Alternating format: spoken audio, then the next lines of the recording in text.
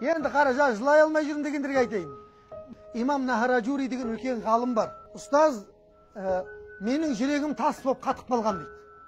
Адамға деген мейірім, мен хайуанға деген мейірім жоқ дейді жүректе. Көрдіңіздер ма?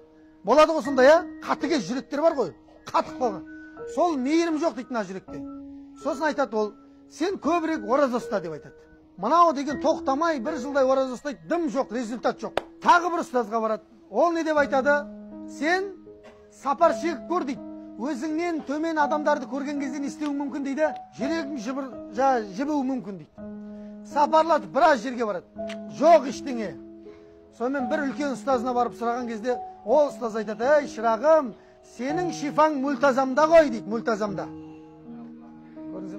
Сөйтіп түнгі 3-те ма 4-те тахажжудтың уақытында жаңағы жігіт келіп мультазамды ұстап, қолын тегізіп, маңдайын тегізіп, бетін тегізіп, "Раббым, мына қатқан жүректі жібітші" деп жылаған екен. Сол жерде көзінен естеген жас парлаған екен. Мына қатқан жүректі жібітші я Раббым деп мультазамда дұға қылған, сол кезден естеген дейді, көзінен парша-парша болып жас аққан дейді. Енді ол жылау деген не ол? Жылау деген бұл жақсыда өзіңнің күнәңа өкіну. Қаншама уақыттар, қаншама адамға жасаған зұлымдықтар, соның барлығына өкіну. Алладан тәубе қылып сұрау, осы жылау деген.